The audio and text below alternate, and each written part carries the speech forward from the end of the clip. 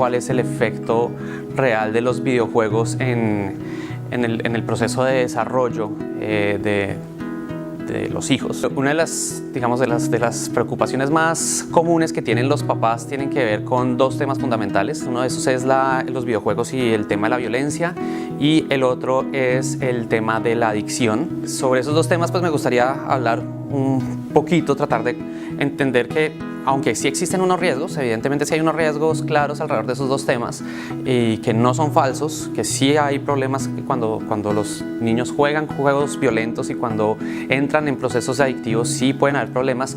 No todo es malo, los riesgos no son tan altos como la gente cree, y además existen una serie de oportunidades que se pueden aprovechar desde esos mismos riesgos. Existen estudios sobre el efecto de la violencia en los videojuegos. La mayoría de estudios están hechos en periodos muy cortos. ¿Qué pasa después de 45 minutos de que el niño juega un juego violento? Y sí se ha visto que efectivamente afecta a los niños y genera más violencia en el corto plazo. En el largo plazo no existen estudios contundentes, no hay nada que diga efectivamente qué está sucediendo.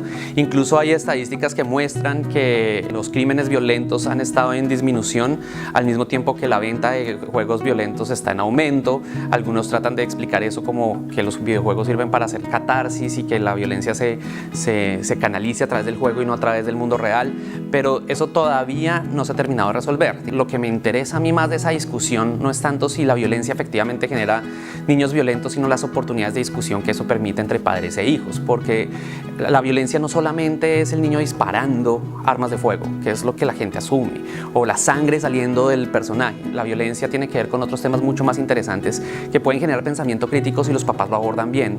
Por ejemplo, la violencia de género, los mensajes radicalistas que salen en algunos juegos donde le dicen a uno cuál es la forma en que debería actuar el ser humano y cuáles son los enemigos del ser humano, racismo, todos los malos los pintan como negros con capota. Todo eso genera unos discursos culturales que pueden ser incluso más problemáticos que el hecho de que el niño esté disparándole a zombies. La oportunidad es la discusión que el padre puede tener con el niño alrededor de estos temas, no para controlar su forma de pensar, no para decirle que eso está mal, que jugar juegos violentos es malo, que disparar es malo, porque el niño va a reaccionar de manera retadora ante ese tipo de comentarios, sino más para tratar de que el niño genere un criterio propio sobre esos temas, que él pueda aprender a seleccionar qué juegos son mejores para él y qué juegos no, por convicción propia, a través de discusiones, a través de preguntas significativas. ¿Tú qué piensas que estaba tratando de lograr el diseñador poniendo a ese personaje femenino casi sin ropa?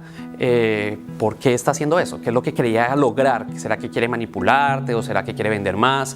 Y ese tipo de discusiones pueden ser muy provechosas. El tema de la adicción, recientemente se incluyó la adicción a los videojuegos dentro de la lista de enfermedades diagnosticables, lo cual es bueno de hecho, porque significa que ya se puede buscar en centros de rehabilitación más serios cómo ayudar a ese problema.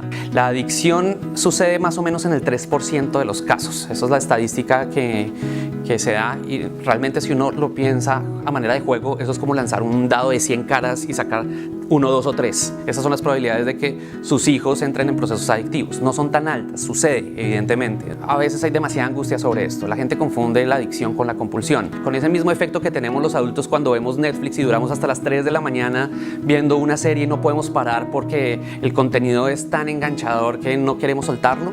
Es ese mismo tipo de efecto. Ellos están viviendo eso a través de sistemas narrativos que los tienen todo el tiempo haciendo cosas, cumpliendo misiones en el corto plazo, y no les queda fácil soltar los juegos, pero no necesariamente generan síntomas de adicción. Una clara señal de que puede haber un síndrome de abstención es porque el niño, cuando suelta el juego, cuando alguien lo hace soltar el juego, entra en estado de ansiedad, no sabe cómo controlarse, hace demasiada pataleta. Esos indicadores hay que tenerlos claros.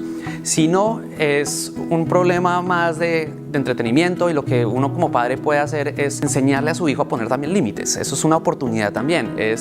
Pongamos ciertos límites, no límites controladores de no puedes jugar después de las 8 porque yo lo digo, sino límites informativos, que ellos entiendan que ellos deben dormir, que el padre está velando por el sueño de su hijo y que por eso no puede jugar a deshoras o que el juego no puede quitarle el tiempo para hacer sus deberes. Pero ahí tiene que haber una explicación, no solamente una reacción de control, sino una explicación y aprovechar efectivamente este poder compulsorio de los niños para enseñarle a los niños autocontrol y autonomía. Esto es algo que es necesario enseñar, no es algo que se dé naturalmente. Los dos problemas son reales y existen en el mundo y efectivamente existen contenidos violentos en los juegos. Lo cierto es que en la mayoría de los casos esto puede ser utilizado como una oportunidad y no necesariamente como algo a lo que haya que tenerle miedo. Arroz Gelbes, esponjoso y rendidor.